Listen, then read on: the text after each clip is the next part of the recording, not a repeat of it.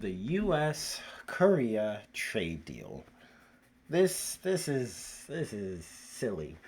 The United States instituted going. We got to go way back for this. So we're going back to April to set up some context. The United States had something called Liberation Day, and on Liberation Day, President Trump unveiled his fancy little board. And I don't know if you can read that there, but it says South Korea. It's the one, two, three, four, five, six, seventh country on this list. Seventh country on this list with a tariff rate of 25%, which is in freaking sane. A 25% tariff on South Korea. Now, with that, the South Koreans freaked out, of course. I mean, they're a staunch U.S. ally, and I think they're number six trade partner, something like that. America's number six trade partner, and to be hit with such a high tariff um, kills trade between the two countries. And so, I mean, we're talking about manufacturing, you're talking about cars, you're talking about semiconductors, all hit. These are all staple. You're talking about phones. These are all staple U.S. or excuse me, Korean industries that are heavily invested in the United States are now all hit with this 25% tariff. Yeah, that kills competitiveness. That kills competitiveness.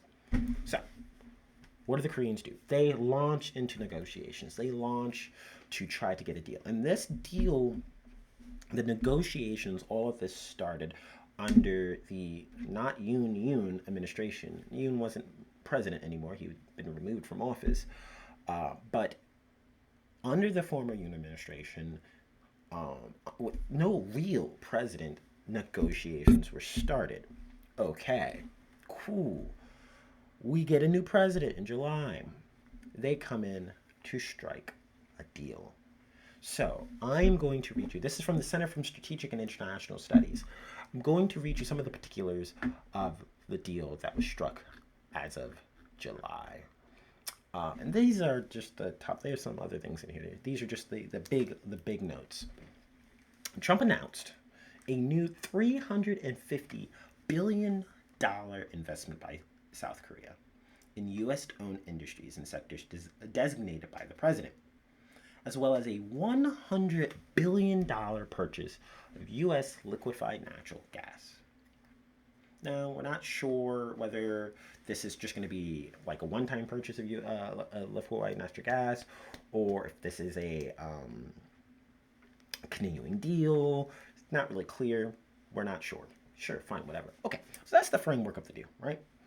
$350 billion invested in the U.S. by South Korea and various South Korean companies, not all coming from the government. Okay, cool. Now that we have an understanding of this, let's kind of talk about how that deal, that I guess I should grade that deal. I actually think that was a really good deal because there was a lot of things that the U.S. wanted removed. So, and let me just get into a little bit of this. The U.S. wanted to remove, or wanted to get into the conversation of increasing military spending, which the Koreans both don't want to do and can't afford to do. They wanted the digital services regulations removed.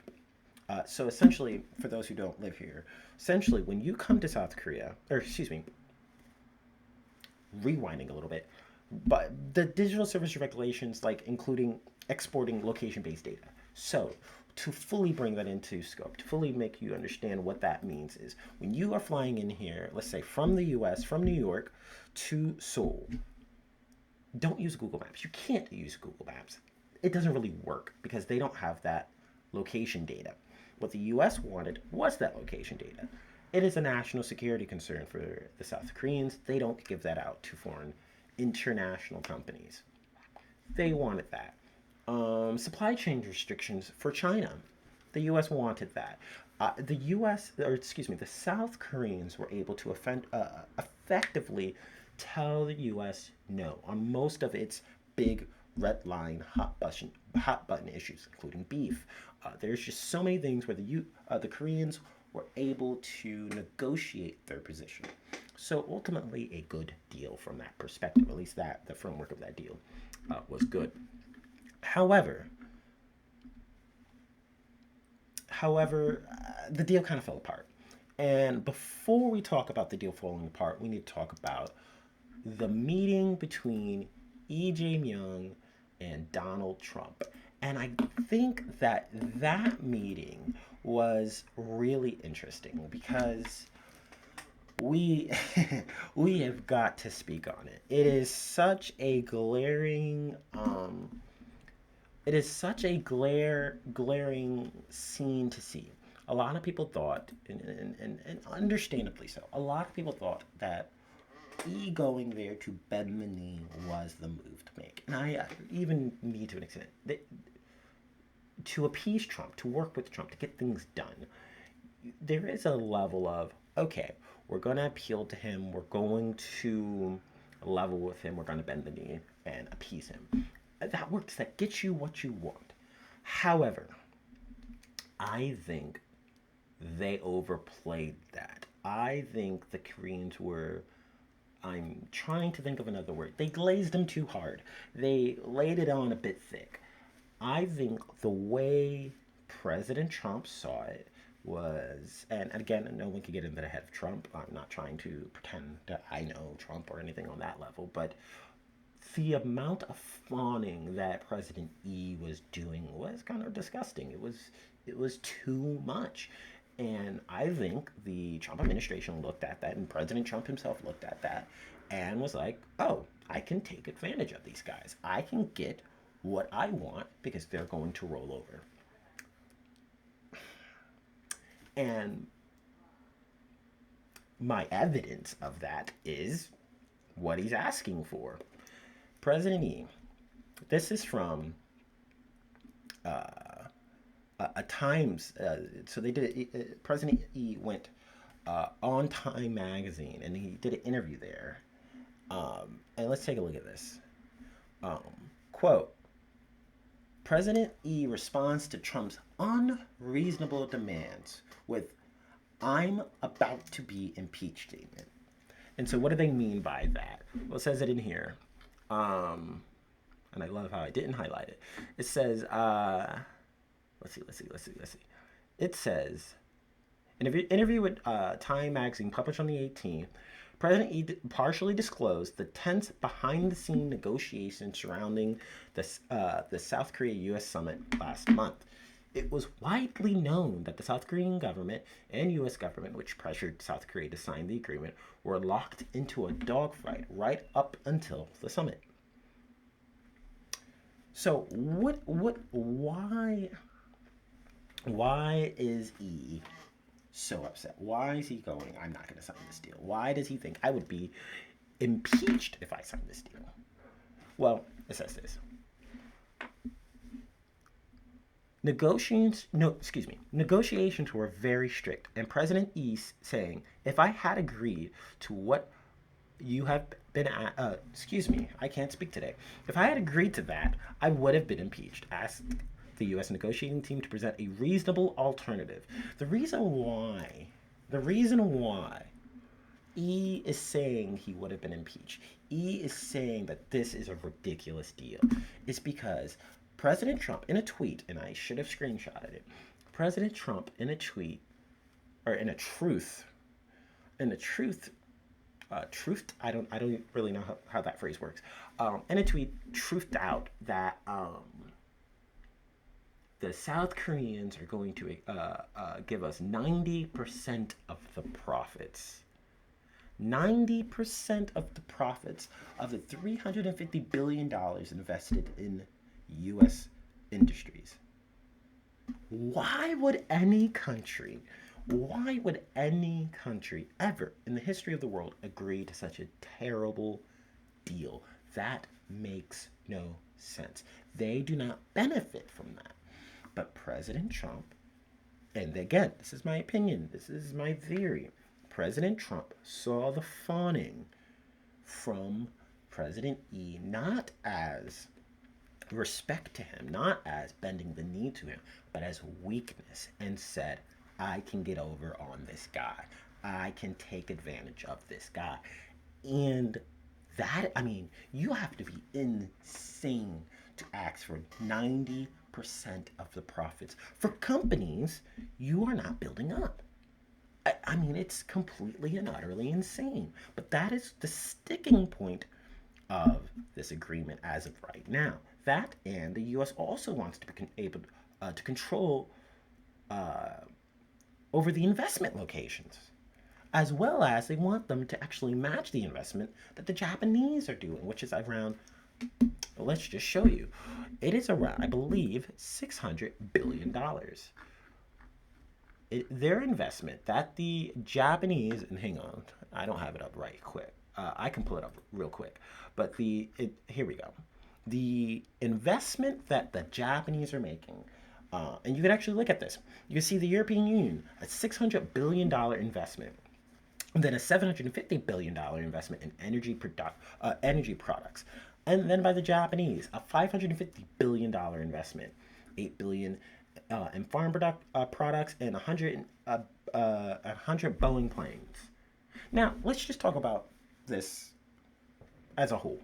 The European Union, the president of the European Union said, yeah, you know, that $600 billion investment pledge, yeah, I don't have any tools. I don't have the ability to actually force that through. I don't have the capability to ensure that the money's going to come. I can't compel countries and companies to invest to that goal. Well, so that's not a real deal. That's not a real deal. If there is no investment mechanism, if there is no avenue for any of those companies to actually legitimately invest, that's not a real deal. Same with the UK. The UK entered into a deal with the US, which was complete and total capitulation by Keir Starmer. And essentially, I can't remember, it's 10,000 or 100,000 cars will be brought in at the 15% interest rate, at the 15% rate. And then as soon as you go over that number, it's now going to increase back to the 25% rate. Well, you didn't really strike a deal, especially if you're importing 100, 200,000, 300,000 cars a year. You didn't really help yourself out all that much. That's not a very good deal. So, you know, I look at the deal that the E administration was trying to hammer out.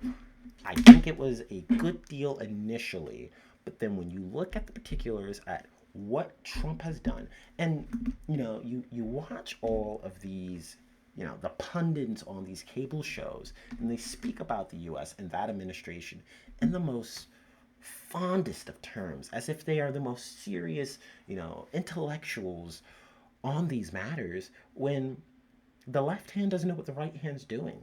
Trump speaks, and his administration speaks on industrial policy, but then does something crazy, and like, he speaks on industrial policy and investment, and then goes and arrests the people who are investing in his own country. Like, that is insane. That is insane work to be doing. You look at these things, you look at this, and you go, the tariff situation. Well, yes, they have secured the 15% rate. The Trump administration has lowered down the rate to 15%. Great, we love that. However, or the tariffs down to 15%. However, they're now stuck in a deal that's just not happening. I think Reuters reported it, that this deal is not moving. They do not have any motion on this deal. I don't really see a place where any leader from South Korea is going to sign on to a 90% profit loss, or 90% of your profits are given to the United States. Why would anyone sign on to that type of deal? It does not make any logical sense. It's an insane, quote, starting position to even come there. And I think ultimately with this tariff deal that it's going to ultimately fall apart. I think this is where the administration is. Trump wants to feel powerful. He wants to feel like he is winning, and this is where this is where I get a little confused, and I want to bring people on. I want to bring some professors on so that I can ask these questions. But for me, when I look at this, I would not have even pursued a deal. In principle, I would have pursued a deal, but my general focus would have been to uh, moving where investments are being made. Korea is over leveraged, in my opinion, with investments in America. And I think it puts them in a more vulnerable position. Whereas if you diversify where those investments are in the global south, Mexico, these markets where Mexico, a huge market to be investing in right now. They're loving manufacturing. I mean, you'd be competing up against China. But I mean, other developing countries, there are other developing countries, Brazil, Venezuela, there are other developing countries where you could be making huge investments in and diversifying the effects of the Trump tariffs. So it confuses me a little bit where so much energy, so much was being focused on America. And yes, I know America consumes the most in the world. However, if they're not a reliable trade partner, and I think that is what the administration has woken up to, and there's some of the comments by Lee Jae-myung and other politicians within the administration, and even members of parliament, members of the National Assembly are waking up to the idea, well, wait, it doesn't matter that we're a U.S. ally. They are not acting in a way that can even be good for business. I mean, money doesn't strip you away. If you're an ally, it doesn't matter. If you're a business, it doesn't matter. We will treat you however we want. And so you're seeing these investments. You're seeing investment pull out. You're seeing people pull out. But it always confused me um, as to why there wasn't more of a eagerness to diversify the investment rather than focus wholeheartedly on the United States. And I think this brings us to a broader conversation on investments drying up and pulling out of the US. As you look to the Hyundai plant incident and how how the fallout of this incident is having so much effect on politicians here in South Korea, on how businesses are making their decisions here in the future. And so I think we should move on to that topic. Thanks so much for watching. If you guys like that video, don't forget to like, subscribe, and if you have a comment, go ahead and put it down there in the comments. Thanks so much for watching. See you guys in the next one.